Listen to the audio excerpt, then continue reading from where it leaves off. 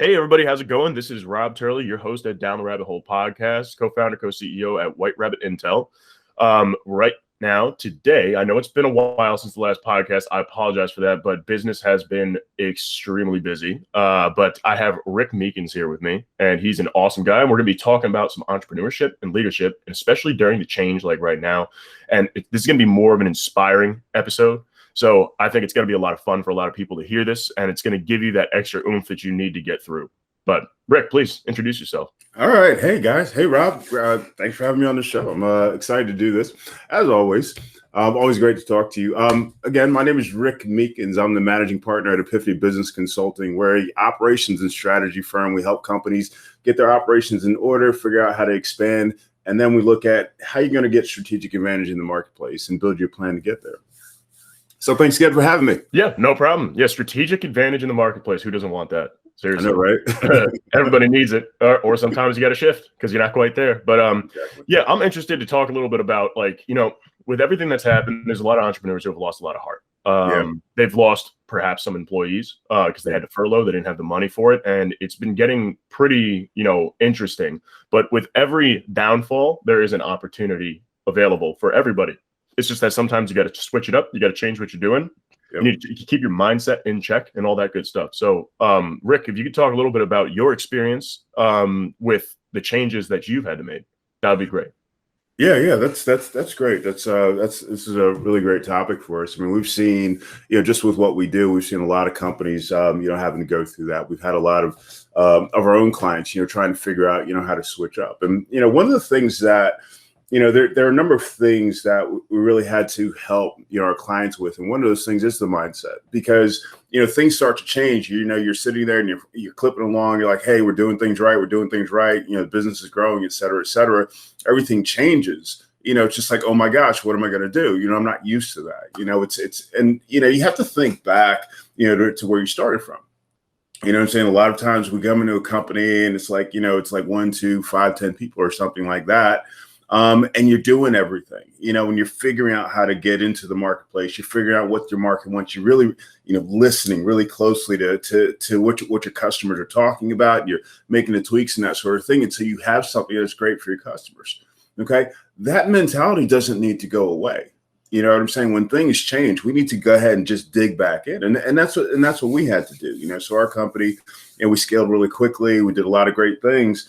And then things changed for us, and it was one of those questions. It's like, what are we going to do? But it's like, we've been here before. This is where we started from. We've reinvented ourselves a number of times in order to meet the needs of the marketplace. And so we sit back and we look at, our customers, we look at the people that we want to work with, and we start to adopt our style. We take that same entrepreneurial process to say, hey, we can do this. We can continue to move forward. And the thing was, it wasn't just me. It wasn't just me, myself, that had to, quote unquote, convince myself. But, it's my team as well. It's like, team, remember, we have a vision. We want to be a top performing consulting organization, and that doesn't change just because the environment changed. Things are always going to change. When things don't change, you got to be a little bit concerned because you're not paying attention to something because everything else is continuing to change. So, that inspiration, that part of my job, inspiring my team, has been, a big part of what has allowed us to continue to be successful, continue to grow, despite the fact that things have had to change for our organization. Absolutely. And that right there is called a pivot. Yeah. It's very important. You got to do it all the time. And that's the thing. I like how you say that mindset does not go away. Is that getting comfortable is not a good thing. A constant perpetual state of discomfort is important, because as soon as you get comfortable, you're in the groove of things. As soon as you're in the groove of things, when there's change, it's very hard to change after that. Yeah. And the resistance to change is usually what ends up killing a business.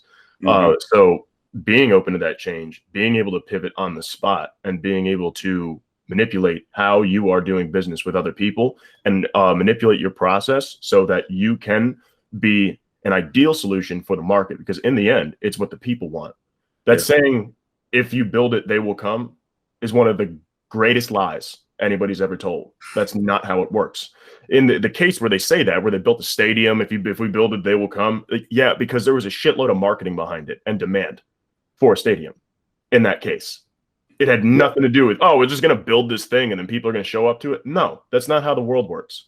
So it's based off of market demand, or there's a lot of marketing beforehand. So is there an actual need in the market for it? And a lot of people that are founders and entrepreneurs, they have this vision. It's great that they have a vision, but it's an unadaptable vision. That's the problem, is that the way that they see it, the way that they want it, the way that they dreamed it is usually not the way it's going to go. Because if that's not what the people want or what the people need, ultimately, it doesn't matter what your vision is. It's not relatable to others. If it's not relatable and it's not desired, you're going to have a lot of trouble selling something that people don't want, right?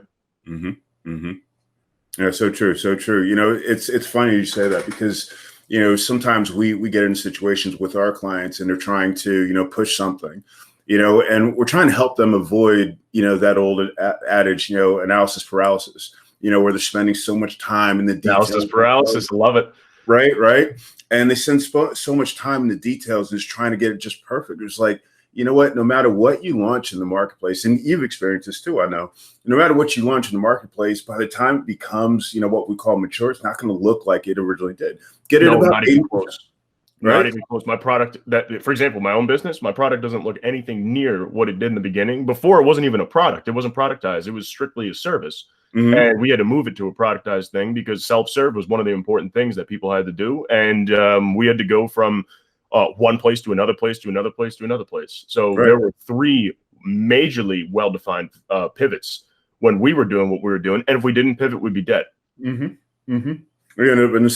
same thing happened to us. We're sitting up there, we're putting great ideas together, blah, blah, blah, and companies couldn't implement it because they didn't have either the experience or the knowledge or whatever to get that done. So we had to expand what we were doing and say, hey, you know what? We're going to build it for you. We're going to show you how to build it, and we're going to build it for you, and then we're going to walk alongside you, because that's what our market needed, and that's how our model needed to change. Yeah, so a lot more hand-holding these days, man.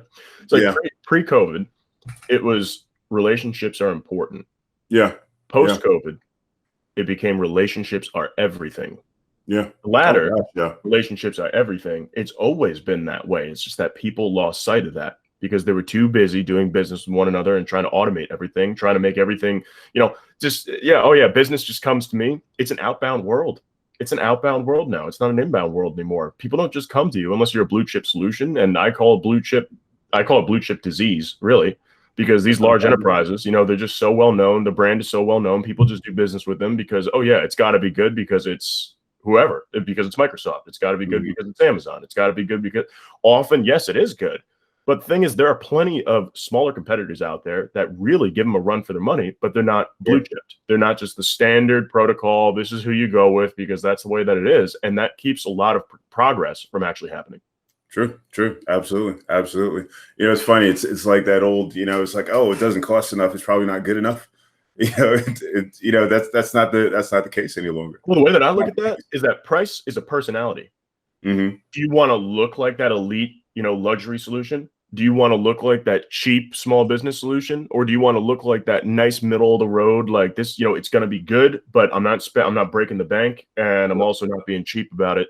It doesn't matter what this product or service does. If it's profitable at any price, really, and you can get away with that. It's just that what type of people do you want to be selling to? Who's the demographic that you're trying to target? Really, it's a personality trait, and that personality trait will attract the people that make the most sense for your ideal customer.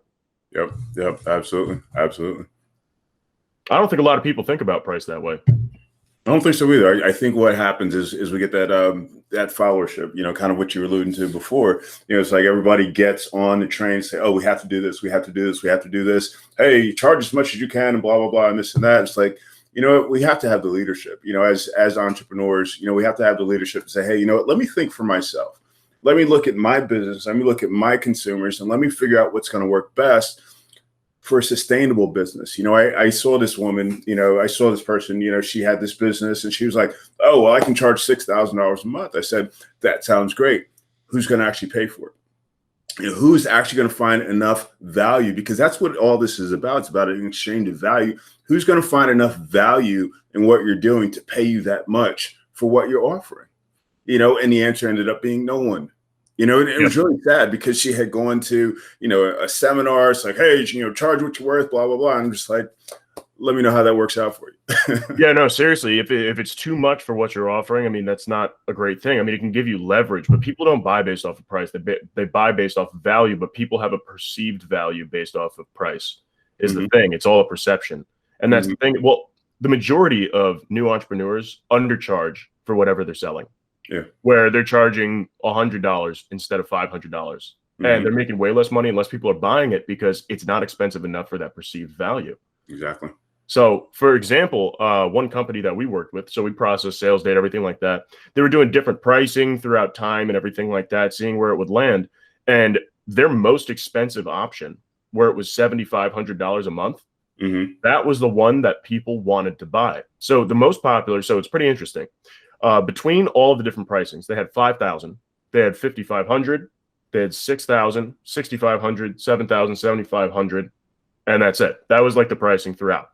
And 7,500 was the most bought and the most tantalizing for people. But then after that, it was 6,500. 7,000 didn't fly. 6,000 didn't fly. 6,500 didn't fly. 5,500 didn't fly, but 5,000 did. So it was 5,000, 7,500, and 6,500 were the selling points. But the most popular was 7,500, which is interesting. And their best clients who stuck around also paid 7,500. That's interesting. That's interesting. Do you see that in your own business as well? Oh yeah. So we tried doing a consumption model only, really, where it's $50 for an account, and then whatever data you process, it costs whatever amount it is. What we did is that we lowered the price of ad hoc data processing, and we increased subscription by tenfold. People are buying it like hotcakes. Yeah. We increased the subscription cost by literally 10x. Hey, if it works. That's what we had to do. Whatever works. Yeah, I think our rates probably went up about, since the pandemic, actually. Our rates probably went up about 33%. And then you had better success with that, right? Oh, yeah, absolutely. Because the other thing that it did is it enabled us to, increase our level of service. We had greater thoroughness. We took, we had better talent, in order to be able to deliver what we're doing. I mean, it turned out to be a win across the board, because our clients are getting great results as a result. Yeah. And when you get an increased service level, that's really important because especially with what you do with consulting, the more handholding you can give them, the better. Yeah. We evidently did the same thing, is that we increase the level of service that comes with it, is that more consulting comes with it, like success reviews, things like that, sales solutions, architecture, things like that added into it, built in.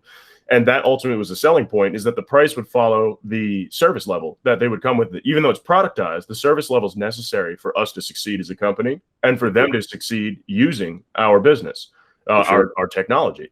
So it's interesting how that all kind of lines up. It depends on what they need, but more handholding seems to be the way to go since COVID, at least from my perspective. Yeah, I agree.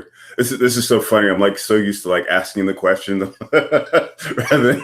rather than being on the other side of the table. This is great though. This is great. Oh yeah, no, it does get interesting like that. So a couple questions about your business, since you were changing things. What are some of the services that you implemented into your service level agreement? Really, what did you add to the process that really got you there? One of the big things, and it's kind of obvious, maybe kind of obvious, but one of the big things that we did is we really put a lot more effort into being in touch with our clients, communicating information. So we actually hired an account manager who was just like really all the time, just checking in, sending out, hey, this is what we did, this is what we're going to do, this is where we are, in our overall process. But doing it, manually, so there's communications, not just like sending out a random report, et cetera, et cetera. So that was huge. We also give our clients a lot more access to what we're working on, like in the process. So typically it'd be like, okay, here's a report, here's a report, here's a report. But we found that, to give them greater involvement during the consulting process, it's like we're getting more input and then our output is actually a little bit better. Or it's actually a lot better, and they're more engaged because it's not like we're just handing them a report. It's like, okay, this is what we learned, from your assessment, from the industry, from the market, from the competitive assessment. We're going on to the next phase now. And so, just taking that extra time. And you know what? I mean, to be honest with you, what we did, the way that our business model was, or I guess it still is that, we work with a number of clients at once. You know what I'm saying? And they're all different levels of growth and development and that sort of thing. And so we have to give them a level of service that they can afford, but will also create value for them. So we're not always going as deep, as we potentially could, because, the budgets have to make sense, and the timelines have to make sense. We can't spend, a year doing strategic planning for a small company, because they're not going to be able to withstand the whole process. So we just really have to be really, really sensitive to what their real needs are, but also giving them, kind of a level of comfort that the money that they're investing is, making a difference in their company. That they can look and see, okay, this is what we did. This is my expectation. Because that was huge. Setting expectation and just fulfilling it is absolutely huge for them. Yeah. Expectations are very important. That's something we had to improve on ourselves, is that what are the expectations? What is this going to entail? Mm-hmm. What is it going to include? What is the process? So building out playbooks, literally playbooks. Oh, yeah. This is what it's going to look like next year. This is what you should be working on. This is where you need to be going. This is what you're going to get. And then tying in the service level to those playbooks to give them the full insight into the process of where they're going to be. So where they are, where they're going, where they're going to be, and how they're going to get there. And before that, those were unanswered questions. Yes. It was just like, yeah, just go with it and then adjust your process as you go. But they need the direction. And like I said, hand-holding is more important now, because a lot of people are lost. Yeah. And I think the cool thing is that, when an entrepreneur is willing to let us go and do our jobs, or go in and do our jobs, they get great results. We said, they say, okay, Rick, this is your playground. This is where you guys are going to be. This is what you're going to build. We go in, we build, we're efficient. We get things done. They have structures that work for them, and they can continue to focus on developing their product, working with the client, and that sort of thing. And so it ends up being a win for them. Obviously, it's a win for us. And, that's typically how our best engagements go. Right. Right. And if it's a win-win, that's what you want. If it's a win-win-win, that's even better. So you win as the provider, they win as the client, and then their clients win as a result of your client improving. So Absolutely. If it's a win across the board, that is the ultimate win. And that's the way that it should be, in my opinion. So driving value is not taking from others. It's giving them more than what they're giving you. So yeah, it's a give and take. And so I do want to get a little bit into how it's important to be having a data-driven approach, which I know this is a little bit off topic from what we're talking about, but I know that you deal with a lot of operating systems within a company, really. And not operating system as in like Windows or Mac, not that type of operating system, but the operating system in the sense of what type of architecture is going to be successful within a business when it comes to sales architecture, when it comes to operational architecture, when it comes to marketing technology stacks. Like what is some of the experience? Well, what kind of experiences that have you had where you've taken someone from zero to hero? I mean, it's kind of cool, because it's almost the same story. We look at, we started working in CRM systems like a long time ago, and you begin to see, just the data, just the sales data. You start to learn about the consumers. You start to spot trends and that sort of thing. And then you're able to pivot in order to say, hey, you know what, this particular approach, this particular timing, et cetera, is going to be more valuable than, this buckshot approach. So that was one of the things. And we actually we do website development, and we really put a lot of effort into integrating like our CRM systems with the website development, just as part of our product, just for that very purpose. So like using a tool like Zoho CRM, they've got the sales IQ incorporated into it. So we're actually able to see, for a single lead, how many times they're coming back to the website, how long they're there, what pages they're looking at, et cetera, et cetera. Escalating that to like a HubSpot marketing or whatever, we get even more data. We can do the automated responses and that sort of thing to go along with that. So that was critical. We also look at it on the marketing side of the house. And so what we're looking at for our clients, because we're doing a lot of, I guess what you might call pushing, we're, doing the social media, and we're driving people back to the website or through various campaigns and that sort of thing. And so it's the same thing, looking at being able to look at that campaign data. If we're running a campaign through Instagram, LinkedIn, yada, yada, yada, which channels are we getting the best return on? How are people responding to that? Are we getting the clicks? Are we getting the engagement, et cetera, et cetera? But I don't care how many clicks we're getting on Instagram if it's not feeding through to the website, feeding through to, whatever conversion channels. it doesn't work. It doesn't make sense, So, I mean, if you've got 15,000 followers and you're not getting any business from it, it doesn't make sense. It's not a good investment. We've got to go back here, look at the data and figure out what's going to make sense. Are we using the hashtags? Are we using the, whatever this audience is going to respond to? So that's been critical. Yeah, I get that. Yeah, so when you're talking about this marketing automation, sure. What kind of marketing automation have you seen that's actually worked for you? It's really gonna be wherever we can respond to our clients the fastest. So we've done it. It's really going to depend on the market. So we're working right now with a company that's they're doing e-commerce. It's a lifestyle business. And so if we are able to be responsive to their chats, if we're able to send them information out, quickly when it's the key is quickly, it's like one thing, especially in e-commerce, if people are buying online, because when you're talking about people impulse buy, businesses do not. So that type of process is not going to work with B2B, but with B2C, it's great. That's why, in behavioral and intent data, extremely useful for business to consumer. It's great for e-commerce, because people impulse buy stuff all the time. It's great. Get it right in front of them, right at the right time, and then boom, they're going to buy it. With businesses, though, was a business to business or B2B, that's not effective, because a business makes a decision based off of many people involved in that decision. There are no impulse buys. So I can see how that could be a very effective thing for business to consumer. On the B2B side of things, it's about nurturing. It's about seeing how many times they're coming back to the site, and hopefully they're bringing their friends and family, but being able to, try and push stuff out to them.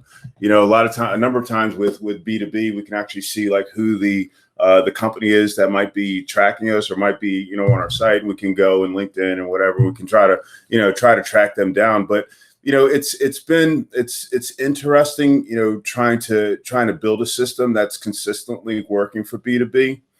Because at the end of the day, it is about people, and if you've got a number of people in that pipeline, it's just like, we can't touch everybody, but, we try to be as visible and purposeful as possible on that side of things. For sure. So I'm going to challenge that. So There you go. with what we've seen in the data, actually, with B2B, is that the more times they come back to your site, the less likely they are to actually close. Oh, tell me more about this. This is consistent across about 12 different industries. Okay. It doesn't matter what the industry is. It's just that with B2B, if you have the decision maker looking at the website, they don't need to see it a bunch of times. They don't keep coming back. That means they're indecisive. They're called the decision maker for a reason, because they make decisions. They make them quickly. They make them effectively. The more times they come back to your site, the less likely you are to close them. And so the people who return to your site a bunch, if it's not business to consumer, if it's B2B, it's not worth chasing them. You don't sick a salesperson on them. If they've been to the website like 8, 12 times, it means they don't understand your value prop. That means that you need to improve your marketing and your company image, because the value proposition is not clear. What about the people that are going in and they're consuming your content? So people are coming back, they're looking at your blog posts and videos and that sort of thing. Yeah, that's where it gets interesting. They could just be interested in the blog. That's why interest in intent data is it's a failing market in B2B, in my opinion, because we've tried dealing with that stuff. It's pretty much, well, in my opinion, useless. But that's the thing, is that they're consuming content. Their intent was to consume the content. For example, let's say if you have a white paper. White paper is available for download. There is a lead capture form to download that stuff. Intent has been misdefined by marketing people 100% of the way, because intent, by definition, means that it basically has already happened. If someone has the intent, that means it's already done. Consider it done. They're doing it. So the intent behind a white paper download is to download the white paper. Once they've downloaded the white paper, their intent is complete. That's it. It's done. That was their intent. Anything beyond that is just a convoluted guess. It's an ambiguous, convoluted guess that doesn't actually lead to anything. So a white paper download is a totally disconnected correlation with they will become a customer. Their intention was to download the white paper. They have fulfilled that intention. The intent is complete. There's nothing that you can calculate beyond that point that means anything else. Okay. I don't disagree with that. I've seen that. I've absolutely seen that. We look at our own stats. We've got about 700 or so blog posts, and I can see lots and lots of people going through and reading blog posts and that sort of thing without that intent. But I see people coming in through the homepage, and they're going through the site, and they might go and look at a blog, and then they might come back a day or two later and look at another blog. and then they fill out a form, say, hey, you know what, I read a bunch of what you had out there. I really like it. Want to learn more about your company. And so how I many find that they know us. How many sessions was that though? Huh? How many sessions would that be though on the site? 3, 4, maybe. And this is a guess. This is a guess. No, that's the sweet spot. So it's about 1, 2, 3, or 4 visits on the site. You will click that. That's a sweet spot. And when you get to 5 or over, that's when it starts really dipping. Yeah, I would agree with that. I wouldn't expect. It's funny because like you look at and I sit there and I look at the numbers and say that person's going to call us. That person's going to fill out a form. We're going to be talking to this person the next couple of days. But like you said, I mean, there are people that I see on the site. They've been on there a bunch of times. Looking at different content. They're just here. There's no value. They're there to consume content. Mm-hmm. Yeah, which is good. I mean, it gives you brand awareness. It gives you expertise and everything like that. It's often not what you think it is. It's misleading. So, I don't even know how else to put that. It is misleading, but that's fine. I mean, it's good that the content is consumable, and that is good. But what is up with not the content that they're consuming, but with the site where they're not having the intention to do business with you? Is there an issue? So they like what you're talking about. They're consuming your content. They're very interested in what you're doing. But then what? How come they don't want to call us or do business with us? What's the point behind that? Well, maybe the main website, the marketing website, not the blog or whatever else was attached to it, maybe the value proposition isn't strong enough for them to understand why it's an opportunity to do business. Yeah. That could be it. Yeah, absolutely. And this is, to your point, I mean, this is why the data is so important. Being able to go back and look at, their path and saying, okay, they were on this page for 30 seconds, and this is my primary sell page, and they're not doing anything here, So that's where we go back and say, oh, well, we need to change this, change that, and see what happens, start doing some split testing, wherever we can, and say, hey, we're seeing more conversion because we have this layout instead of that layout, or this data, this text instead of that text, or whatever it is. But yeah, that is really the importance of looking at the data, and not just looking at it, but understanding it. It's like, oh, we got 175 hits on the website yesterday, but what does it really mean? Oh, they were on the website an average of 3 minutes, but what does that really mean? If you don't know what the data means, it's useless. It's of no value to you. Yeah, a lot of it's a lie too, because if you're looking at, let's say, Google Ads, that is when you pop up at the top of the search, right? And then it says an ad, and then people click it. So if you were unaware of this, 87% of all clicks are robots. Mm-hmm. So 87% of your website traffic through Google Ads isn't real. You mean that all those 100% bounces aren't real? That's the thing. It's just not even real. It's just they're web crawlers that are just trying to figure out what's out there and scrape data. That's all it is. Yeah. So it's very difficult to use those type of metrics since it's so skewed. I mean, the 87% of everything that you're looking at and relying on is wrong, which means you can only have a maximum level of correctness of 13%. 13%, that's not even good for a forecast. You can forecast the weather, and those people so people who are meteorologists, it blows my mind because it's the only science where it's acceptable to be where being 45% correct is considered awesome. They don't even get yelled at. It's the most inexact science in the world. It's crazy. Yeah. And that is trying to predict the weather, which is almost unpredictable. About 45% correctness. What is 13% going to get you for a business? That's not reliable. That's terrifying. If someone said, oh yeah, here are all these metrics that I measured for you, this is what you need to be doing. And then I go, okay, well, how do you know this? Well, I know that I'm 13% right. So that's the way it should go. I'd be like, you're nuts. No thanks. 13%. That's insane. That means like 1 out of 9 times it's going to be right. It's not that great. No, it's not great. That's not great. It's not that great. No, it gets really interesting into that stuff. I don't want to dig too deep into there, but I was afraid you were going to we went through marketing automation. Now, how about some sales automation that you've seen actually work without being spammy and without a really low conversion ratio?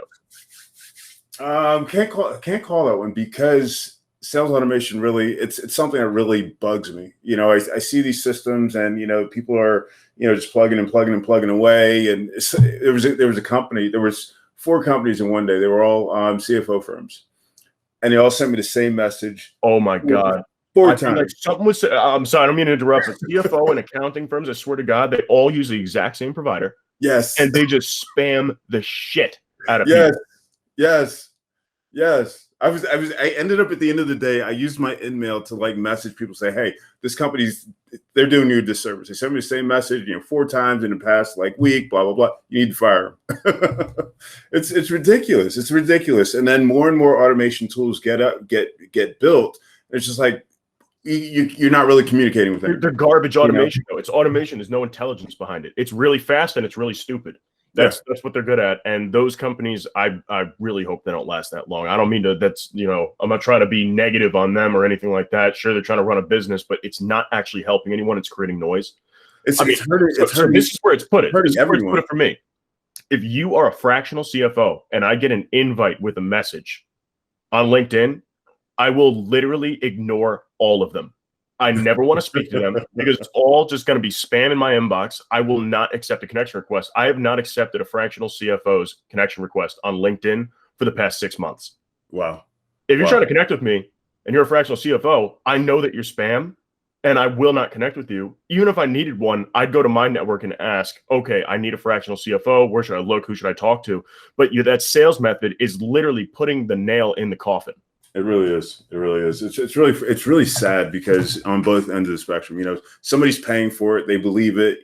They get someone connecting with them. It's like, hey, we will increase your close rate, blah, blah, blah, for, whatever percent, and so, those people get spammed. And then, of course, get bamboozled. And then the people that are actually getting, all these messages. I mean, it's just like, sometimes I don't even want to get on LinkedIn, just because, I know that I'm going to get, 80% of what I get is going to be spam. It's going to be garbage. Yep. And for example, my partnership director, Helen, she was speaking to somebody who does this automation where it's a LinkedIn automation, meeting setters, things like that. Mm-hmm. And they're a company that do this. They do the spammy type of stuff. They are connecting with 2,000 people per month on average for each of their clients. And they set anywhere between 6 to 20 meetings. Out of 2,000, you are spamming 2,000 people and you're getting a 0.1, so a 0.1% engagement ratio. That's just the meeting. That's not closes. That's not even close. 0.01% or less than that. It's 0.004 to 0.00225%. Really is what's going on here in the success ratio. That is absolutely and utterly pathetic.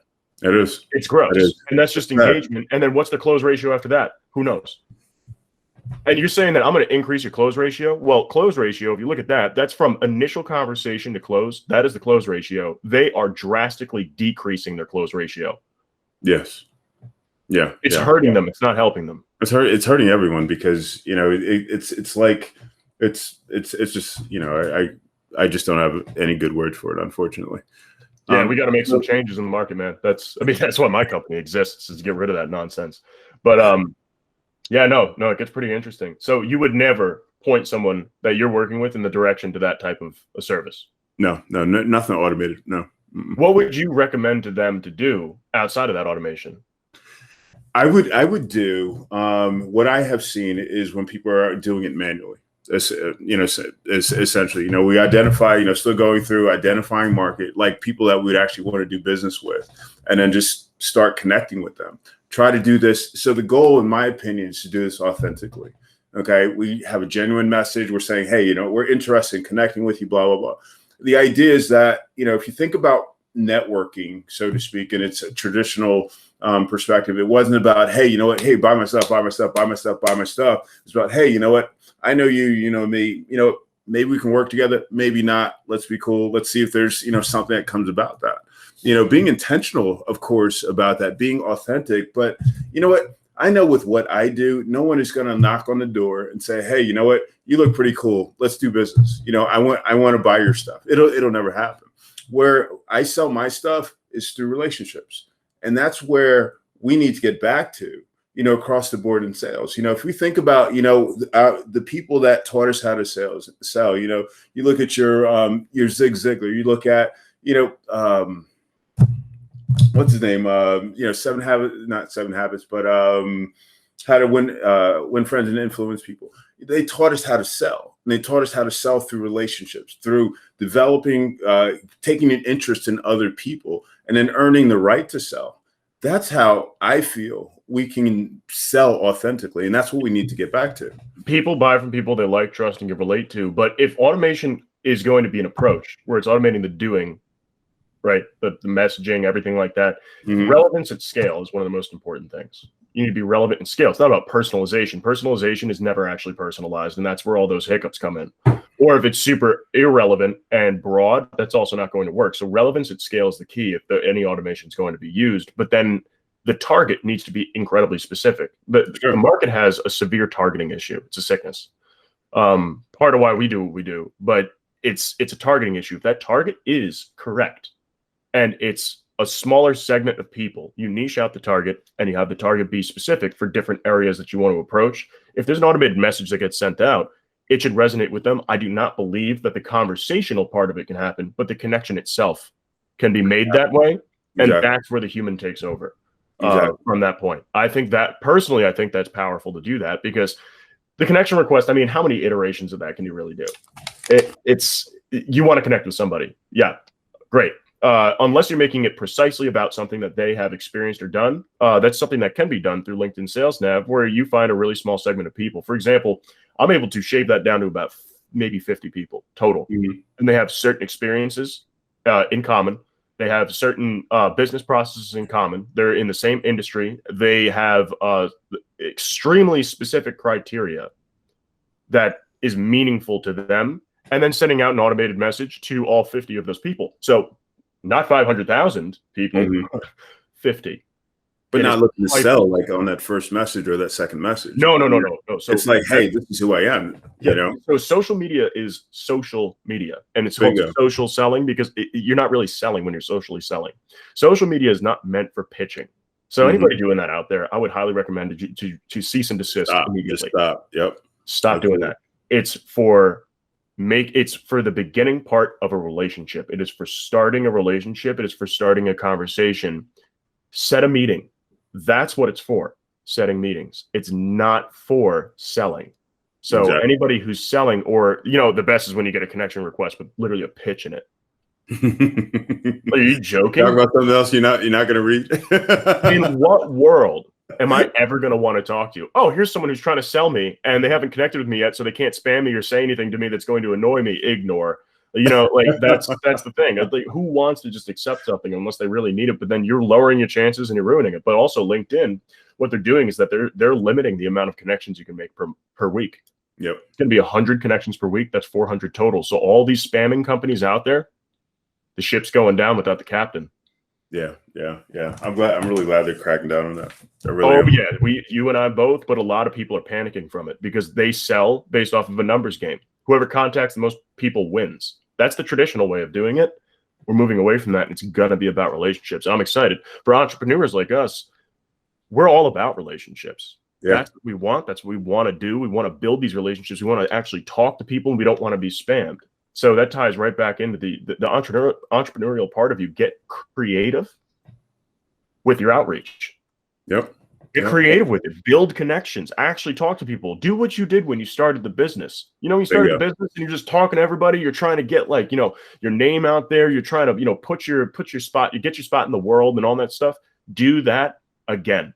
Yep. Exactly. And the value proposition. I mean, we go all the way back to that. Make sure that you have a good value proposition. It's like, even if you're selling what the person next door to you is selling, you have your own unique value that you're going to bring to the marketplace. You have your own uniqueness that a different person, different group of people are going to connect with. So if people aren't articulating that very, very clearly, if you're not really clear on who your market absolutely, or you need to be clear on who your market absolutely is. If you don't have those two things, all of what you were doing, I mean, it's going to be pretty hard. It's going to be pretty difficult to be able to align with the right market. You end up taking that buckshot approach, hey, and just being like a tin drum, just annoying. Yeah, no, that's a good way to put it. It's just annoying. Yeah, pretty much. It's just annoying. But once that dies, I think it's going to be a better place, better world. But really, it's targeting. Most people don't even know who. They don't even know who they sell to. Exactly. When I Exactly. process You're not people, when I collecting the process data. other businesses' data, who they think they're selling to and who they should be selling to are two very different things. An Absolutely. assumptive selling process is incredible. I do business with 91% software companies. Okay, but after looking at everything that you're doing, you should be targeting marketing and advertising companies. Well, we don't do business with them. Well, you should be. You've just been doing the wrong thing for a really long time and making it work. And that's always a fun thing to show. Some people totally deny it. Total denial. Yeah. They're like, this is not right, whatever. The only people who churn are the people who don't take it seriously. For us, they don't take it seriously. They don't listen, because a mathematically perfected target versus who you think you should sell to are two very different things. For sure. Yeah. And that's why it's going to be interesting when we end up working together, what that's going to look like. So yeah, I'm excited about that. I really want to see a lot more of that data, how everything's coming together. And I love one of the reasons that we call ourselves call the company Epiphany is because we give people those light bulb moments.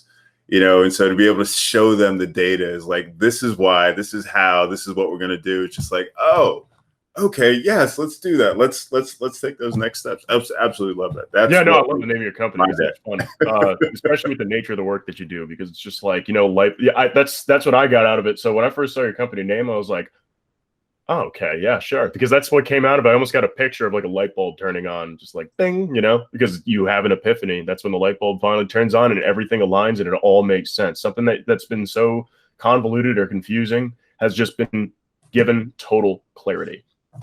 Yeah, absolutely. I absolutely love that. It's like the best part of my day. I mean, we're a data-driven company as well. When we're making our recommendations, our strategy recommendations, and that sort of thing, it's all data-based. If there's no data behind what we're saying, we're not saying it.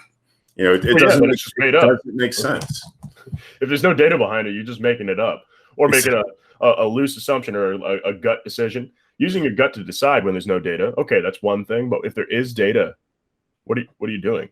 Exactly. It's like, we got to be doing this because it's better. Well, why is it better? Yeah. And even with that, we still set the baseline. We say, okay, these are the assumptions, based on what we're seeing, there's a gap here, let's explore that gap, and then we still track the data to make sure that, the data is going in the direction that we expect it to go in. And then we're still able to go back and make adjustments and that sort of thing. So that 80% rollout that we were talking about, we've got 80% of the data, we've got 80% of the information. It's good information. It's pointing this direction. Let's explore it. Let's find this new path. Let's find this new track to run on and see how it goes. Yep. And we pivot if we need to. It's important to explore the unknown because you don't know yet. Exactly. Depending on what your budget looks like and a whole lot of other different factors, but that's it. It all depends on what you're trying to achieve, right? Yes. But Rick, it's been a fantastic conversation. We are out of time now, but I appreciated this. I'd like to know if there's anywhere that people can get in touch with you. What's the best place?